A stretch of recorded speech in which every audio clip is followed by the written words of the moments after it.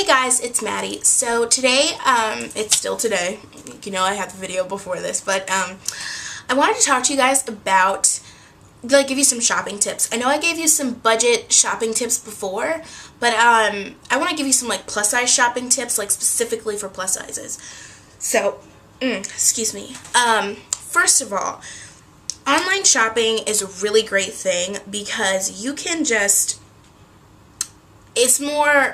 there's more broad search than the mall, because sometimes when you go to the mall, some malls don't even have any stores that have plus size clothes, or you have to go to a granny store, or you end up going to a Macy's or something like that, which Macy's actually has some nice stuff now, but you just want to be aware of the styles that you're buying there, because I know sometimes it's easy to just get the really plain clothes and not have really nice stuff. So the great thing I like about online shopping is you have all these different places that you're shopping from. You have a really mixed and diverse wardrobe, and to me, creating a really nice wardrobe really has to do with having a variety of different clothes. Because if you think about it, if you just shopped at one store, let's say you got your whole wardrobe for fall from a store like Gap, or even, let's just say, not a plus size store like Ann Taylor.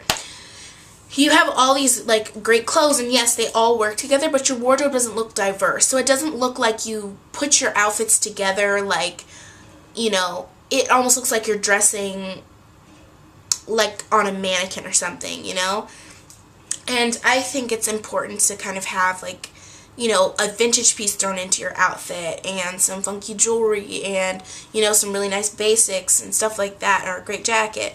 So going to all those different mediums is definitely important. So what I really want to what I want to say is, I say for a couple things, definitely go high end.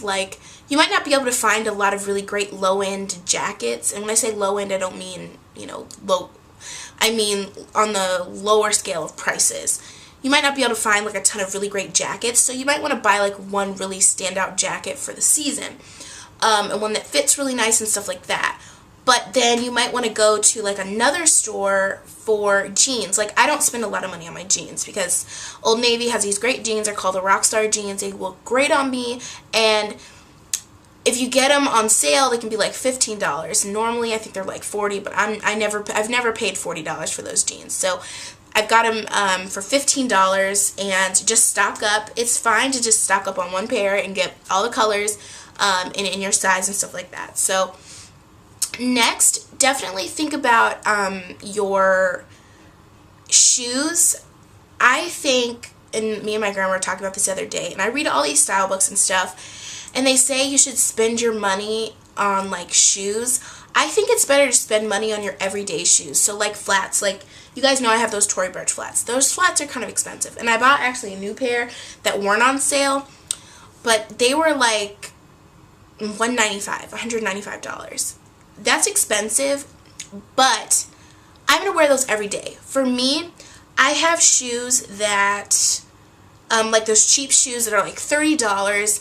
I wear them for 6 months, and they're trashed, and I have to buy a new pair for the next semester. So something to think about is, you're spending $30. I'm going to wear, let's say, I'm going to be in college, so I'm going to be wearing flats pretty much every day for the next 3 years. If you think that I'm going to have to buy a new pair of $30 flats that are at least $30 every single year, every 6 months, it'll be about $180 that I'll be spending on shoes. That's $15 less than what a pair of Tory Burch flats costs, but I'm going to be able to have those flats after school is over, after I'm done with school and stuff. So that's something to consider too. Now, you don't have to do $200 pairs of flats, but spending $50, $60, $70 on a pair of flats that you're going to wear every day that are really durable is more important than buying a bunch of little $30 fabric flats that you can't really wear for a long time. And also for the health of your feet, when you have shoes that aren't made of natural fabrics, you can have, or fibers and stuff like that, your feet won't be able to breathe, so it's really easy to get athlete's foot, and your feet will start to smell. Just an FYI. So definitely consider that. Another thing with bags, having a really nice bag, for me for school, having a good bag that I'm going to wear a lot is important. I don't think you should spend money on those bright fun colored bags. You guys know, the ones behind me, that yellow bag up there, that was like a $30 bag. That's great. I don't wear it every day, and I wear it every once in a while, and it's really great to bring a pop of color to your outfit, but you don't spend a lot of money on that kind of bag. I think you should spend more money on like a nice leather bag that you can wear pretty much every day. Because for me, I'm going to wear a bag at school. I learned this lesson once again with the flats. I had a bag that was like a $30 bag, and it was a big tote bag, that big blue tote bag, and that was one of my favorite bags. And now it's ruined because I was carrying it every day, and it wasn't made of leather or anything. So I think that it's better to get a bag that's really cheap and that you can wear every day. I mean, that's not really cheap, and that you can wear every day, because I spent like $30 or $40 on that bag. Say I spend $40 on a tote bag, it's the same math. $30 at least on a tote bag every 6 months. It's going to be $180. Now, the new bag I got, which I'll show you in my What's My Purse video, cost $169. So that's less, and I'll still have the bag after school is over. So that's definitely something to think about. Now, in talking about basics like t-shirts and stuff like that, I think lower end is better. I don't think it's a good idea to spend $100 or $200 on a t-shirt, and I've seen expensive t-shirts before, but I just don't think they're worth it, because if you think about it, a white t-shirt doesn't stay looking crisp and white, so you're going to keep buying them over and over again, and you don't want to keep spending $200 on t-shirts. So I say go to Old Navy or Target or something like that. Get a cheap t-shirt. Make sure the t-shirt fits well. I like going with V-necks or scoop necks because I think they look best on me. And then also make sure that you get them so having some stretch in them is good too. And then also make sure that they don't pull across your chest, because sometimes you'll have it where it'll have these like lines where you can see that the shirt is like pulling across your chest, and that's what you don't want. You want it to fit through your chest, so if you might have to go up a size or something like that to get it to really fit in your chest. Now, next thing I'll talk about is kind of another thing to invest in, is getting a really good jacket or trench coat or, a coat. You guys know the coat that I kind of splurged on it. It was a $60 coat. And some people pay $100 for a coat. It's a Michael Kors coat. So originally it was like $200. But I got it at Nordstrom Rack, and it was a plus size. It's a plus size jacket, and it's bright pink. And first of all, you guys know I love the color pink. I'll probably never stop liking that color. Okay, so I decided to spend the money and get the coat. The great thing about it is I live in a place where, here in Atlanta, it doesn't get super cold. Now, it's snowing outside right now, but normally it doesn't get super duper cold. The great thing about it is, though, that I can layer a bunch of stuff under it. So if you're going to spend money on a coat or something like that, you don't have to get a really heavy overcoat. As long as you get a nice coat that you can layer a bunch of stuff underneath, so you'll still be warm. Because that coat I'll be able to wear into spring. Instead of when I get a really heavy coat, I'll only be able to wear it to winter, and then that'll be it. So,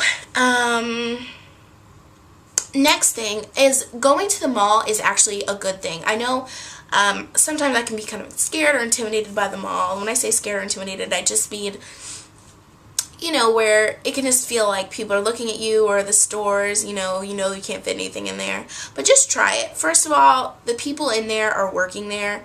You don't need to be rude to them, and if they're rude to you, you can tell them or tell their manager that they're being rude, but a lot of times they're willing to help because they're working on commission, so they definitely go off, a lot of those stores, they want you to buy stuff. So just go in there and try stuff on, see what's popular, see what styles you like. That'll help you get an idea for when you decide to go online and actually shop, you can see, oh, okay, I saw this in the mall, this is like a cool style, I'm going to try this.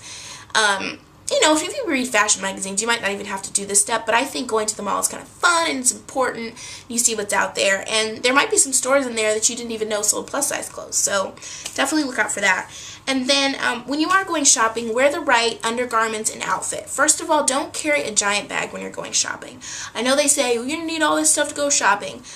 I know shopping may sound like a mission, but it kind of is. I definitely look at it like that. Because I am a spaz, but you don't have to, I would not carry a big bag because you're going to get tired. I would carry a small bag that fits comfortably on your shoulder with your wallet, keys, all that stuff in there. They say carry a water bottle, but you can just get a free water at the, at the food court. I wouldn't bother bringing a water bottle. It's not that serious. And have your coupons. Make sure you have all your coupons with you. That's so important. Go to your email if you have like a shopping email like I talked about before in my budget shopping guide. Go through that email, check all of them, and make sure you might have gotten some sort of coupon. Print all your coupons out, or just see which stores are having sales. Write it all down, put it in there. You can just one sheet of paper, fold it up, put it in your bag. Then wearing the right outfit, I say wear something kind of slim, because you never know. Some stores you might just want to like throw something on. You might not want to go to the dressing room, take all the stuff off, especially if you're going into stores like Forever 21 where it's really crowded all the time. You have to wait in a really long line to get in the dressing room. I say wear something like leggings and like a t-shirt dress and maybe a little cardigan or something like that. So you can, it's kind of slim underneath, or even like a really slim tank top and leggings and a long cardigan. So then you could just whip off your cardigan, put that dress on over whatever it is, and you'll be good and you can see how stuff fits. Yeah, I think that's it for this video. I hope you guys enjoyed it. Definitely, okay, here's a question for you guys, and I'm going to try to start doing this whole question thing at the end of the videos. What do you guys like to splurge on? Like, is it shoes? Do you guys like to have really great high heels and stuff like that? Tell me what items you like to splurge on, and I will talk to you later. Bye, guys.